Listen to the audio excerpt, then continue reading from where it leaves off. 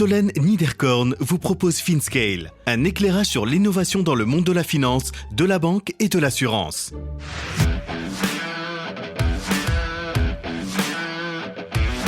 Le retour d'expérience d'un acteur historique de la FinTech. Guillaume Authier, CEO du groupe Meilleur Taux à Paris. L'ADN de la marque reste très très fort. C'est un acteur engagé dans la distribution des produits financiers. À l'origine, le crédit immobilier et maintenant, au fond, tous les types de crédits et puis aussi l'assurance et l'épargne. Donc, on a 3 missions pour nos clients. On fait de l'information, on fait de la comparaison et puis on accompagne nos clients dans la réalisation de leurs projets. Et au fond, la promesse qui est derrière, c'est une promesse de libre choix et de capacité à comparer de façon transparente toutes les offres du marché. À la fin de cette discussion, vous aurez un aperçu complet sur l'offre du groupe et comprendrez comment l'intuition de son fondateur Christophe Kremer en 1999 permet aujourd'hui à ce courtier français de détenir une part de marché considérable dans l'intermédiation de produits et de services financiers. Nous regardons les différentes verticales et découvrons la nature des services offerts, les relations du groupe avec les établissements financiers ou les nouveaux acteurs tels que Luco ou Orange Bank et son positionnement dans l'écosystème actuel. Il est également question de la manière dont ce comparateur historique informe et accompagne ses clients, que ce soit au travers de sa plateforme en ligne, de ses conseillers à distance ou encore en agence. Nous couvrons également la manière dont l'infrastructure tech a évolué et les outils et processus mis à disposition des franchisés. Sans rentrer dans les détails, nous évoquons bien sûr les chiffres, les rachats du groupe et les relations avec son actionnaire Silver Lake. Enfin, vous comprendrez le rôle que joue l'incontournable Marc Fiorentino au sein du groupe. Bonne écoute à tous!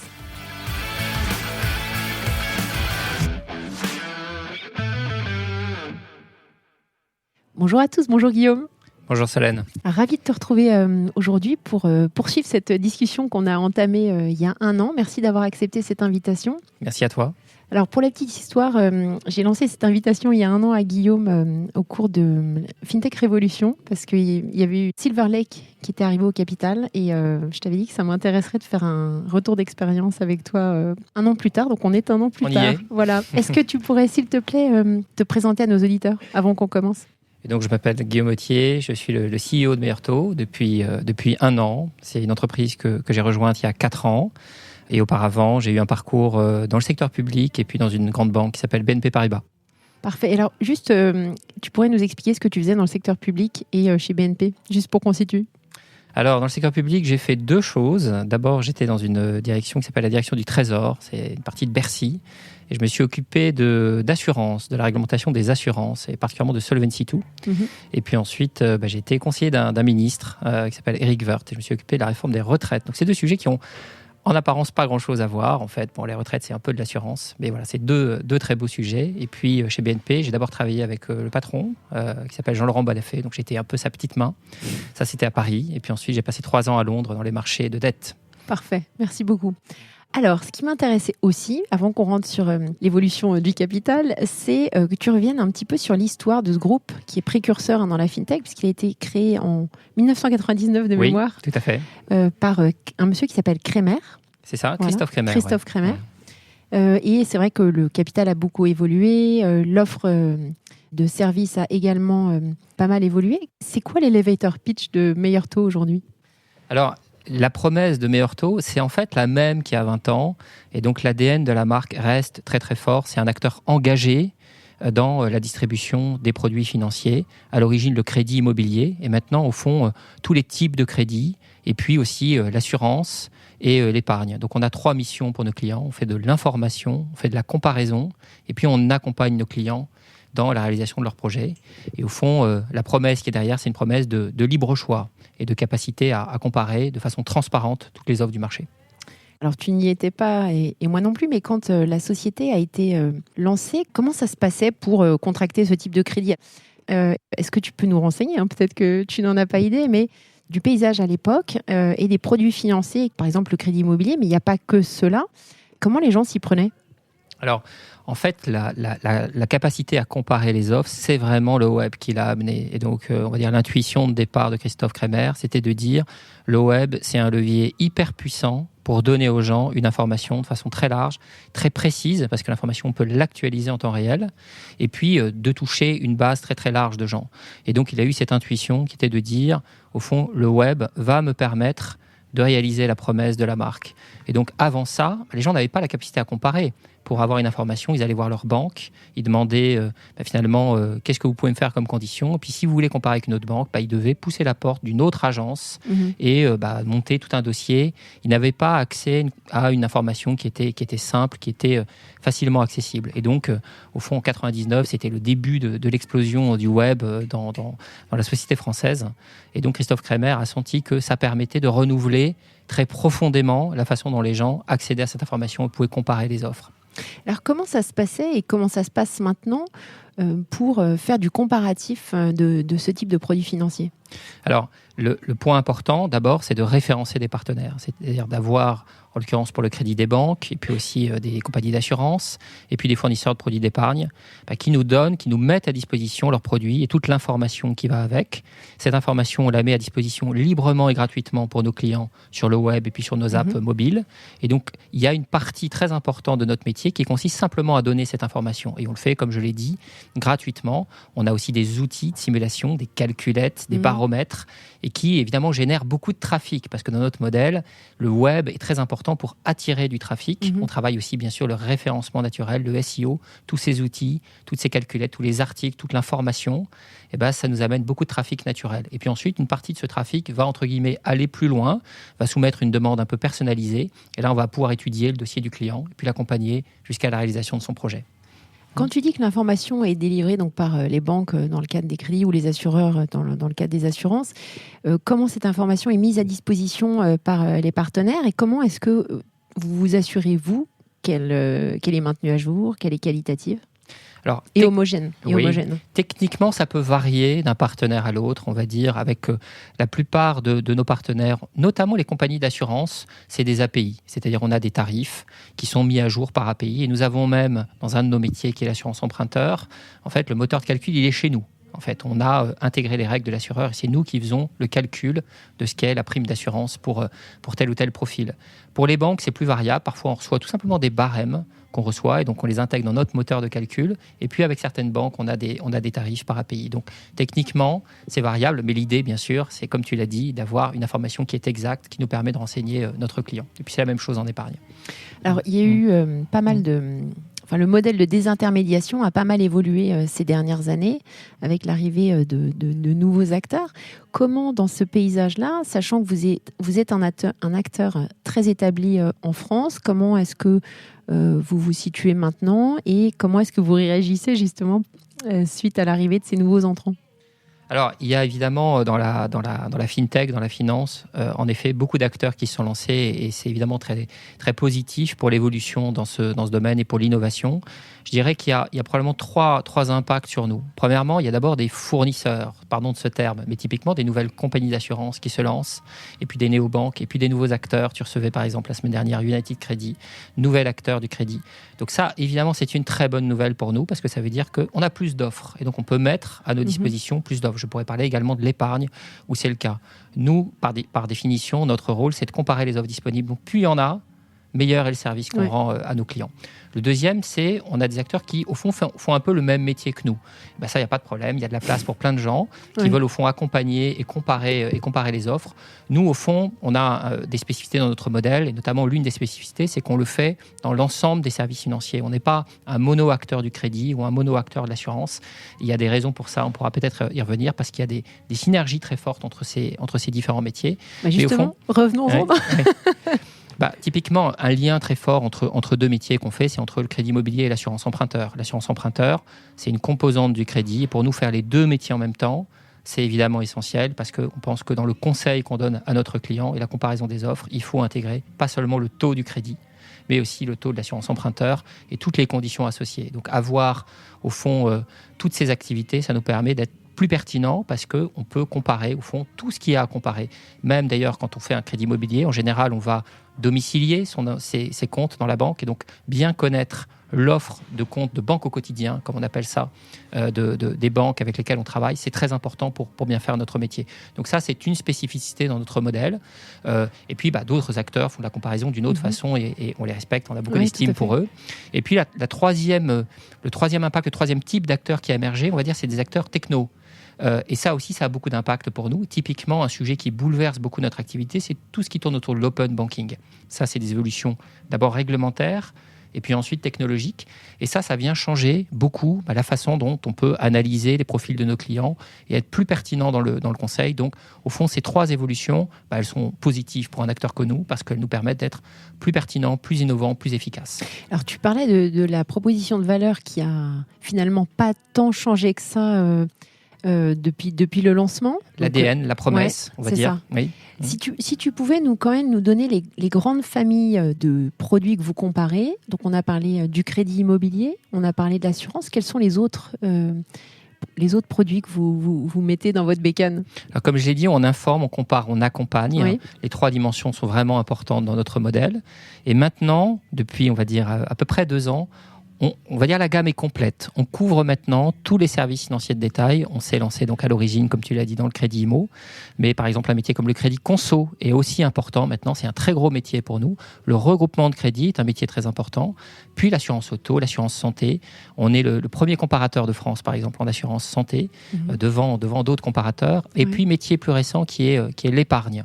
Donc, on est au fond présent dans l'ensemble des services financiers de détail et on couvre toutes les verticales. Et puis, un métier que je cite parce qu'il ne fait pas tout à fait partie des services financiers, mais on est très content de ce métier parce qu'il connaît une très très forte croissance, c'est l'énergie. On pense que c'est important pour un acteur comme nous de permettre de comparer les fournisseurs d'énergie. Donc on a lancé cette activité il y a 1 an et demi à peu près et ça connaît une croissance hyper forte. Donc on est très content. Super. Alors il y a un point qui est intéressant chez Meilleur Taux, c'est que vous avez des agences physiques, 350. Est-ce que c'est un élément différenciant par rapport à vos concurrents? Et pourquoi avoir développé ce réseau de courtiers physiques? On ne le fait pas pour se différencier ou pour faire comme les concurrents. Moi, je ne raisonne pas vraiment comme ça. La façon dont je raisonne, tout simplement, c'est quels sont les besoins de nos clients. Une entreprise comme nous, elle doit raisonner en se demandant d'abord de quoi ses clients ont besoin. Et dans un métier comme le crédit immobilier, une partie des clients, je ne dis pas tous les clients, mais une partie des clients ont besoin, dans la partie accompagnement de notre métier, la troisième mission, au fond, à un moment donné, de voir quelqu'un ou de savoir qu'ils peuvent voir quelqu'un. Parce que les agences, elles ont aussi parfois cette fonction de rassurer les gens, la réassurance, comme on dit. Et donc, des gens qui sont peut-être moins à l'aise avec le fait de faire le parcours complètement à distance vont être contents d'être traités plutôt par un conseiller en agence qui peuvent aller voir s'il y a un problème ou pas d'ailleurs. Ils peuvent être traités même, dans certains cas, à distance par les agences. Mais de nouveau, l'idée, c'est vraiment de s'adapter aux besoins de nos clients. Dans des métiers, on va dire, comme l'assurance santé, l'assurance auto, il y a moins ce besoin. Les gens, on va dire, mettent moins d'affect, moins d'importance que dans le crédit immobilier. Mais dans le crédit immobilier, les gens engagent 20 ans de leur vie.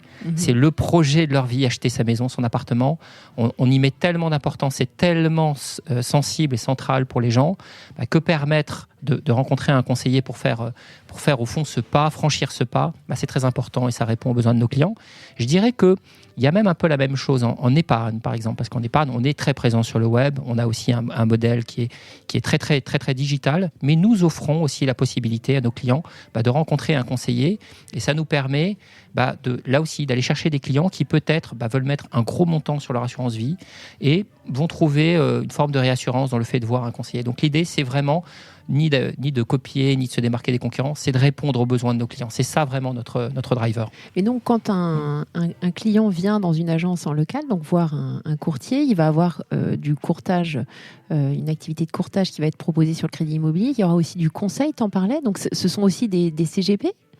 Alors, ce n'est pas les mêmes agences. On a des conseillers qui sont spécialisés. On a des conseillers qui font du crédit immobilier en agence Meilleur Taux. On a des conseillers qui font de l'épargne, ils sont dans des agences Meilleur Taux placement, ils sont dédiés, ils ne font que ça.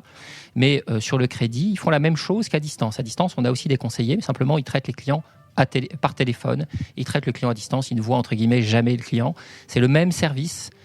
C'est la même façon de travailler, c'est les mêmes outils, c'est même les mêmes partenariats bancaires. C'est juste la façon de travailler qui est différente avec comme je l'ai dit, l'idée de s'adapter aux besoins de nos clients. Ceux qui veulent être traités à distance, on les traite à distance. Ceux qui veulent être traités en agence, on les traite en agence. C'est aussi simple que ça. Parfait. Alors si on rentre maintenant plus dans la société, pour que tu nous présentes qui sont les collaborateurs et puis finalement, parce que toi tu as rejoint il y a quelques années le groupe, comment le groupe a évolué depuis que tu as rejoint à la direction ce groupe?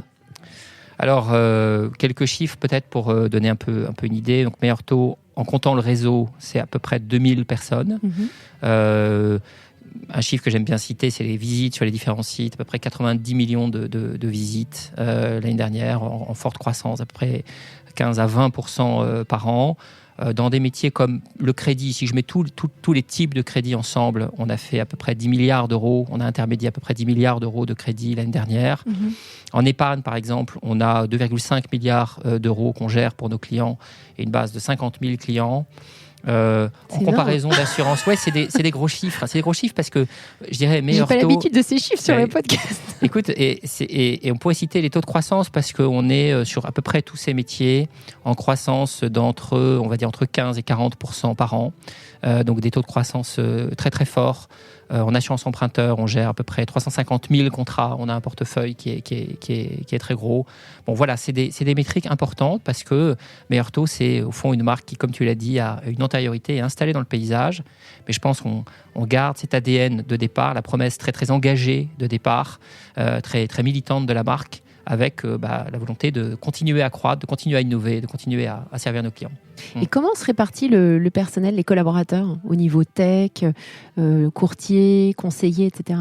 Alors la grosse majorité de ces équipes, c'est évidemment des équipes commerciales qui sont en agence. Le fait d'avoir un réseau d'agences, évidemment, ça nous conduit à avoir des gens dans ces agences. Donc je dirais à peu près 60% du volume dont j'ai parlé, à peu près 1200 personnes sur les 2000, sont en fait des commerciaux qui sont en agence.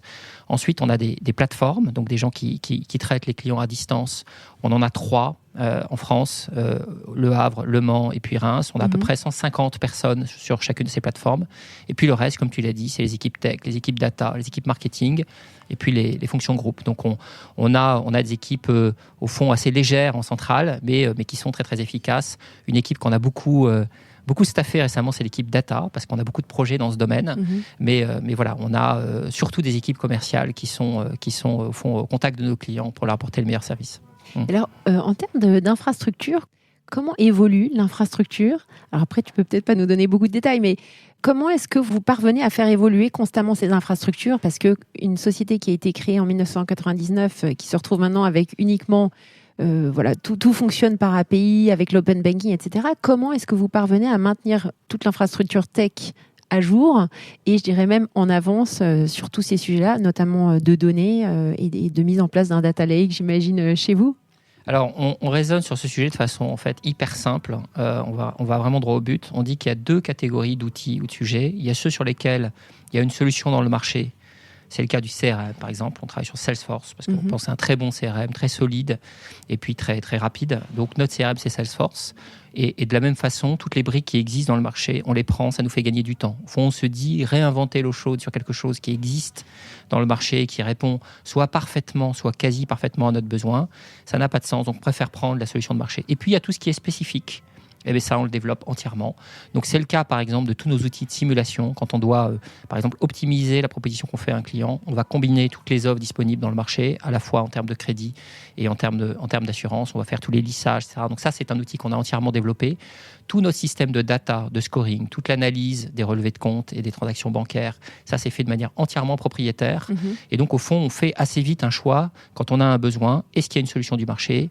Ou bien est-ce qu'il faut développer entièrement? Parce que l'idée, c'est d'être le plus rapide, le plus efficace possible. Et puis quand on prend une solution du marché, là, on se dit, on la prend complètement. On essaye de la customiser le moins possible, là encore, pour être le plus rapide possible, le plus efficace. Parfait. Et alors justement, vis-à-vis des courtiers, quels outils vous mettez à disposition de ces personnes-là? Alors là, le principe, c'est que toute personne qui opère sous la marque Meilleurtaux, même si le réseau est un réseau franchisé, donc avec des indépendants, on a une unité hyper forte dans nos process, dans nos méthodes et donc dans les outils. Et donc on met à disposition, au fond, 3 choses que sont premièrement tous les outils pour fonctionner, donc l'IT, l'outil de simulation dont je parlais, le CRM, tous les outils au fond qui vont faire gagner du temps à nos conseillers en faisant des algorithmes, des simulations, des suggestions d'offres. Deuxièmement, ce qu'on met à disposition, c'est évidemment les offres bancaires. Celles-là, elles sont gérées nationalement. On fait des partenariats avec nos partenaires bancaires. Et puis c'est la même chose dans l'assurance. Et puis la troisième chose qui est très importante, parce qu'il n'y a pas que de l'IT dans la vie, il y a aussi des process. Il y a comment utiliser l'outil, des méthodes, une façon de parler aux clients, évidemment des engagements de qualité de service. Et là aussi, l'idée, c'est que où que vous poussiez la porte d'une agence Meilleur Taux, au fond, les process sont les mêmes. La façon de travailler, la façon de vous parler, et puis la qualité de service, l'exigence est la même. Donc ça, c'est 3 points très importants qu'on veut, au fond, avoir de façon très uniforme dans toutes nos équipes, quel que soit l'endroit du territoire. Parfait, merci beaucoup. Alors, un des points dont on n'a pas trop parlé... Ah oui, alors attends, avant de poser cette question-là, j'avais une dernière question, parce qu'on parlait des chiffres. Alors après, je ne sais pas si tu peux les dévoiler, mais dans la répartition... de vos activités, quelles sont les verticales les plus rémunératrices? Est-ce que tu pourrais nous donner un petit camembert en termes de revenus sur les différentes verticales? Alors, le CA, c'est top secret, mais ce que je peux te dire, c'est que... Non, mais entre nous. Pour quand même donner des éléments de réponse, on est assez bien équilibré, en fait, entre toutes nos activités. Donc, si tu prends tous les métiers que j'ai cités, le crédit IMO, l'assurance des emprunteurs, le regroupement de crédit, l'épargne, l'assurance... C'est des métiers qui font à peu près la même taille chez nous, ce qui nous permet d'ailleurs d'être assez équilibré. C'est-à-dire qu'il peut y avoir des cycles. Typiquement, le cycle du Covid a plus impacté un métier comme le crédit IMO, parce que là, les visites étaient pas autorisées. Donc, on a eu un impact sur cette activité. Les autres métiers, au contraire, ont été plutôt boostés par cette période. Et donc, au total, ça nous donne en fait beaucoup de stabilité, beaucoup de résilience, et donc des moyens de soutenir une activité quand il y en a une qui va un peu moins bien. Donc, au fond, tous ces métiers font à peu près la même taille chez nous. Parfait. Alors, il y a un point dont tu n'as pas trop parlé, c'est la partie conseil, parce que vous avez meilleur placement et vous travaillez en partenariat avec Marc Fiorentino. Tu pourrais rapidement nous en parler? Alors, le placement, c'est un métier qui a rejoint, je dirais, la famille Meilleur Taux il y a 2 ans. En effet, on a acheté une entreprise qui s'appelait Mon Financier, qui s'appelle maintenant Meilleur Taux Placement, parce qu'on s'est dit qu'on allait décliner la marque Meilleur Taux, qui est une marque forte. Donc, on va décliner cette marque. Pas Meilleur Placement, alors, pardon. Alors, Meilleur Placement, en fait, c'est un nom provisoire. Mais voilà, le nom, entre guillemets, définitif, c'est Meilleur Taux Placement, avec, en effet, un modèle très original qui s'appuie sur une communauté de clients très fidèle à la newsletter de Marc Fiorentino. Et donc, Marc Fiorentino, il est évidemment... Alors, moi, je suis évidemment fan, mais je ne suis pas objectif. Mais je ne suis pas le seul à la lire, puisqu'il a à peu près 350 000 lecteurs. Il a un ton hyper décalé et un peu provoque, et donc du coup c'est très rafraîchissant parce qu'on lit des choses qu'on lit pas ailleurs. On se sent vraiment plus intelligent après l'avoir lu. Et puis bien sûr, c'est une façon de parler d'épargne et de au fond, en lien avec la promesse de Marc, au fond donner une information transparente que peut-être on ne trouve pas chez les distributeurs traditionnels de placement. Donc ce modèle de animation d'une communauté et de gens au fond à qui on va parler du métier et pas forcément toujours du produit. Parfois, quand Marc Fiorentino sent que c'est pertinent, il dit écoutez, là, à l'appui de ce que je viens de dire, franchement, regardez notre produit, mais il le fait en fait très rarement. L'objet, c'est plutôt, au fond, de donner une information qui va permettre ensuite à nos clients de faire leur choix librement et d'être informés, éduqués. C'est vraiment ça l'idée. C'est un modèle qui en fait, n'a pas d'équivalent ailleurs, qui marche très bien. Et puis, bien sûr, derrière, il y a des conseillers, il y a des produits, il y a des partenaires qui font qu'ensuite, on peut, entre guillemets, prendre le relais et je dirais, mettre le service à l'appui et dans le prolongement de l'information qui est faite par la newsletter. Parfait. Alors, on parlait des clients. Moi, j'aimerais que tu nous en parles. Justement, voilà, est-ce que vous avez des clients types qui viennent en ligne, ceux qui vont en agence? Est-ce que ce sont les mêmes ou est-ce qu'ils commencent en ligne et ensuite ils vont en agence? Comment ça se passe? Alors, on a tous les types de clients, en fait. Chez Meilleur Taux, comme on est une marque qui, au fond, parle à beaucoup de Français. On est, vous voyez, le chiffre qu'on cite habituellement en crédit immobilier, c'est qu'on pense qu'à peu près les 2 tiers des Français qui font un crédit immobilier, à un moment donné, vont passer par le site Meilleur Taux. soit pour conclure avec nous, soit pour chercher une information. Mais ça fait partie de notre modèle. Donc on parle à tout le monde. Et comme on parle à tout le monde, il y a évidemment tous les types. Les gens qui sont des geeks et qui vont tout faire en ligne, tout faire à distance. Les gens qui ont plutôt besoin de prendre rendez-vous, d'aller voir leur conseiller. Et c'est pour ça, comme je disais tout à l'heure, qu'on a besoin de s'adapter aux besoins de nos clients. Il n'y a pas un seul type de client. Par contre, ce qui est sûr, c'est que le besoin qui est le besoin d'origine sur lequel a été fondé Meilleur Taux et puis qui nous a accompagnés au fond depuis que l'entreprise existe, le besoin il a jamais été aussi fort. C'est-à-dire on est dans un univers, un environnement où les produits financiers, ça reste complexe, ça reste opaque. L'information en fait est toujours assez peu disponible en dépit de toutes les réglementations qui ont conduit à l'augmenter. Mais on voit que ces réglementations, elles ont beaucoup ajouté, on va dire, à toutes les couches de petits caractères et assez peu à l'information vraiment utile.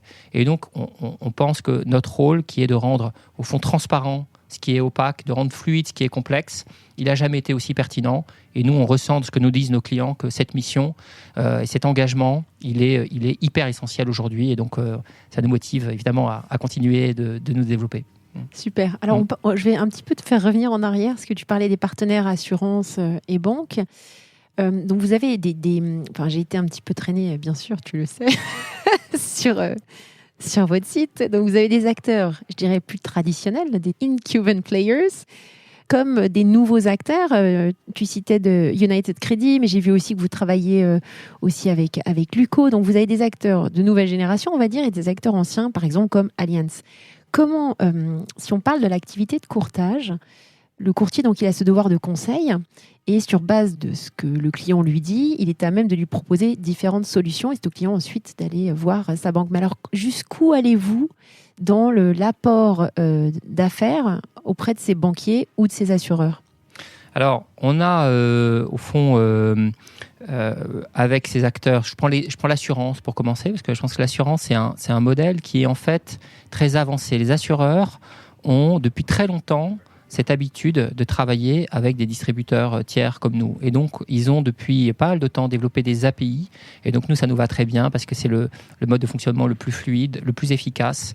Et donc, avec les deux acteurs que tu as cités, par exemple, Luco, Allianz, et puis avec d'autres, on a des API qui nous permettent, au fond, de à la fois recevoir l'information de leur part sur le prix et les garanties du produit, et puis à l'inverse, de leur pousser des informations en disant, on a ce client, et donc on envoie le lead ou bien plus d'informations à ses partenaires. Donc avec les assureurs, c'est des outils qui sont maintenant assez bien installés et assez simples, et donc on peut intégrer de nouveaux assureurs très facilement, très rapidement.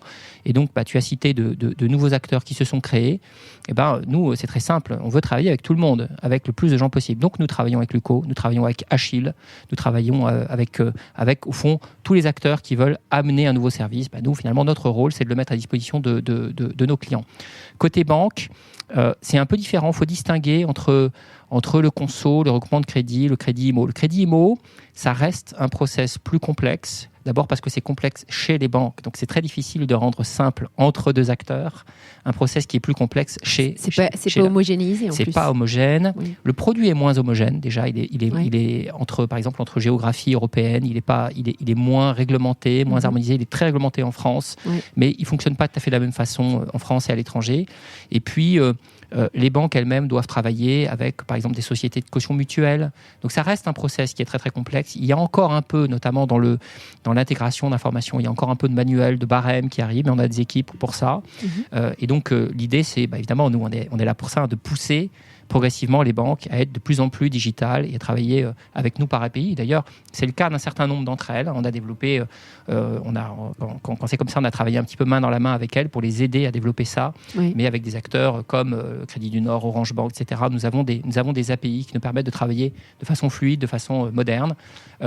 L'étape dans laquelle on va essayer d'aller, c'est les aider encore plus en faisant, au fond, une partie plus importante du travail pour ces banques-là, en matière à la fois de contrôle, de crédit, et puis de lutte antifraude, parce qu'on pense que c'est un sujet qui est très très important. Voilà, donc c'est un métier qui se digitalise, mais qui a encore un petit peu de travail. Tout à fait, et donc il y a quand même encore un peu de friction au niveau des banques. Il y a encore des process qui sont moyennement fluides, mais c'est pour ça qu'on a un service à rendre, c'est pour le rendre fluide. Finalement, si tout était très très simple, peut-être qu'on serait un peu moins utile. On pense qu'on a encore on a encore une utilité dans un process qui reste complexe, qui reste... Surtout, je pense que plus que la complexité, c'est parfois un peu l'opacité. Dans la mission de Meilleur Taux au départ, il y a surtout le fait de dire, nous, on va vous donner de façon transparente toutes les informations dont vous avez besoin pour faire votre choix de façon éclairée. Et là, la mission reste évidemment très, très pertinente. Alors, un des points qui m'a surprise, c'est comment un groupe qui existe depuis autant de temps ne s'est pas implanté dans d'autres pays en Europe. Non, on est un acteur, on va dire, quasi exclusivement franco-français. Oui. Il se trouve qu'on a toute petite participation à l'étranger, mais c'est un petit peu anecdotique. C'est pas quelque chose qu'on exclut, mais je dirais on a eu pas mal de travail en France. Tous les projets dont j'ai parlé, les data, la diversification, le développement des API, l'amélioration de l'UX, la qualité de service, ça nous a beaucoup mobilisé. On n'a pas tellement eu le temps de s'implanter en Espagne, en Allemagne ou en Italie. Peut-être qu'on le fera. Je dirais que la condition pour moi de le faire, c'est de se dire on va vraiment apporter quelque chose, on va vraiment avoir de la valeur. Il va vraiment y avoir une synergie, par exemple, technologique forte entre différentes géographies. C'est un sujet auquel on réfléchit, bien sûr. Je pense qu'il faudra qu'on ait probablement franchi une étape sur typiquement des sujets data ou tech chez nous. Et là, on dira, OK, il y a quelque chose qu'on peut appliquer de façon plug and play dans une autre géographie. Mais on va dire, jusqu'à présent, on n'est pas à l'étranger parce qu'on n'a pas eu le temps, quoi. Voilà, c'est aussi simple que ça. On a d'autres chats à fouetter pour le moment. Oui, et puis il y a tellement à faire dans le marché français. Et puis je pense que il faut pas le faire juste pour copier. Vous voyez, tu parlais tout à l'heure, est-ce qu'on se démarque des concurrents, est-ce qu'on les copie? Je dirais ni l'un ni l'autre, l'autre. Non, tu as demandé si on faisait des choses pour se démarquer des concurrents. Et alors, évidemment, on les regarde et on les respecte, mais je pense surtout qu'on a un peu notre feuille de route, notre ADN. Et on se dit pas, finalement, si on n'est pas en Allemagne ou en Italie, on aura perdu. C'est pas comme ça qu'on raisonne. On pense que dans le marché français, il y a encore énormément de choses à faire. Top. Alors, le Rex, on arrive à la fin de l'entretien, mais je vais quand même te demander un petit retour d'expérience, puisque vous aviez comme actionnaire principal, si mes souvenirs sont bons, Goldman Sachs. Oui. Et donc, qui a cédé en fait sa participation à Silver Lake en 2020. Est-ce que ça a changé quelque chose pour vous? Et si oui, dans quel sens?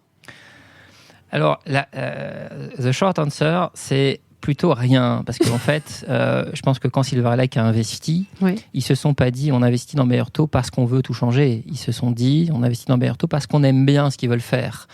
On aime bien l'équipe. Évidemment, il y a une super équipe autour de moi, de gens hyper mobilisés, hyper compétents.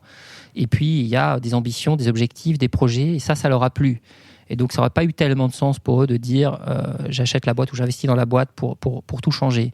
Donc, on a, au moment des discussions avec Silver Lake, présenté notre stratégie, nos projets. Ils ont adhéré à ça. Et donc, évidemment, on déroule maintenant, on met en œuvre cette stratégie et ces projets. Après, on va dire, Silver Lake joue son rôle d'actionnaire. C'est trois choses, pour moi, un actionnaire. C'est des moyens, c'est des idées, c'est des contacts. Des moyens, on en a eu, puisqu'on a fait par exemple des opérations de croissance externe. Et là, on a été bluffé par la rapidité d'exécution de cet actionnaire, parce qu'on a acheté 2 entreprises cette année, qui sont des deals très importants pour nous, sur lesquels il fallait aller très vite. La deuxième, par exemple, qu'on a faite, qui est une entreprise qui s'appelle Active Assurance, où au fond, c'est la plus grosse acquisition de l'histoire de Meilleur Taux, et on l'a faite en un week-end, parce que notre actionnaire a répondu présent. Wow. Donc chapeau bas. Et puis les idées, ça c'est les échanges qu'on a, et les contacts, c'est pareil. Même si on est un acteur franco-français, on l'a dit tout à l'heure, pour nous c'est très important d'avoir un actionnaire international, très présent aux États-Unis. Alors maintenant, il est encore plus présent en France, puisqu'ils ont annoncé cette semaine qu'il devenait actionnaire de Miracle. Donc superbe opération. Mais ils ont, avant d'être présents en France, une vraie vision internationale. Ils connaissent très bien les États-Unis, très bien l'Asie. C'était l'un des premiers actionnaires d'Alibaba à s'associer assez peu. Et ça, évidemment, ça nous profite parce qu'ils peuvent nous parler des boîtes qui le voient, ils peuvent nous inspirer et ils nous mettent en contact avec ces gens-là. Et ça, c'est absolument super. Donc, on est très, très heureux de travailler avec eux. Super. Alors, on peut rapidos parler de la strate de Meilleur Taux à 3-5 ans avant de conclure sur le livre. Alors, on est un acteur qui, au fond, amène des services financiers. Donc, notre objectif, c'est très simple, c'est d'être un acteur encore plus incontournable, encore plus important, et pour ça, de rendre un service encore meilleur. Donc, nos gros projets, c'est quoi ? C'est de travailler toujours sur l'UX et la qualité de service. Je l'ai dit, on lutte contre l'opacité, on lutte contre la complexité. Donc, nous-mêmes, notre service, il doit être simple, transparent, fluide. Et ça, c'est, je dirais, never ending story. On doit toujours y travailler et ça recommence tous les jours. On doit en permanence s'améliorer. Le deuxième sujet, je l'ai dit, c'est les data. Énormément de choses à faire dans les data avec cette révolution encore un peu en germe qu'est l'open banking et le fait que les clients sont eux-mêmes les propriétaires de leurs données bancaires. Et donc, comme ils en sont propriétaires, au fond, ils peuvent nous les confier pour en faire le meilleur usage et notamment les aider à optimiser leur situation financière. Énorme révolution et sur laquelle nous travaillons beaucoup. Et puis, troisième axe très important, le B2B. Le fait que nous sommes un acteur du B2C très important, mais pour ça, on a déployé des outils, des plateformes, des outils data, par exemple, dont j'ai parlé. Ouais. On peut les mettre à disposition d'autres acteurs qui ont les mêmes besoins. On a commencé à le faire, par exemple, sur le crédit immobilier. On travaille maintenant avec des acteurs de l'immobilier, des agents IMO, par exemple, qui utilisent nos outils. C'est une offre qu'on appelle Meilleur Taux Business Solutions. On pourra le faire demain avec les data et nos outils plus tech. Donc ça, c'est un gros angle, un gros sujet de développement pour l'entreprise. Super. Bon, et comme je sais que tu m'écoutes, je suis sûre que tu as préparé un bouquin à recommander à nos auditeurs. Alors, je sais que tu demandes d'habitude un bouquin à tes intervenants. Alors, moi, les bouquins business, je ne suis pas hyper fan parce que je trouve que souvent, ça délaye un peu l'idée. C'est-à-dire qu'en général, il y a un titre qui exprime l'idée et puis les 200 pages qui suivent ou les 300, souvent, c'est un peu la même idée, un peu délayée. Moi, je suis fan des podcasts. Alors, ce n'est pas juste pour te flatter, mais j'adore ton podcast. Je suis un vrai fan de la première heure. Un autre podcast que j'aime beaucoup, c'est Growth Makers. Je trouve que c'est vraiment un concentré d'énergie. Donc moi, je l'écoute en faisant du sport ou en me promenant. Franchement, j'adore ce podcast. Et puis sinon, les sources de lecture, alors c'est plus classique, mais franchement, c'est ce que je trouve de mieux. C'est tout simplement la lecture de la presse. Les Échos, c'est un magnifique journal. Et donc, ça a vraiment, il y a une source d'information hyper précise, hyper pertinente, très internationale. Donc, et puis le FT, bien sûr. Mais sinon, les podcasts et puis la presse, les bouquins, je les lis plutôt pour me distraire. Écoute, on a eu la semaine dernière Charles qui nous a recommandé Andrei Makin. Tout à fait, ouais. Donc voilà. J'aime beaucoup Andrei Makin, ouais, tout à fait. Parfait. Écoute, merci beaucoup Guillaume d'avoir répondu Solène. présent. Merci bientôt. à toi.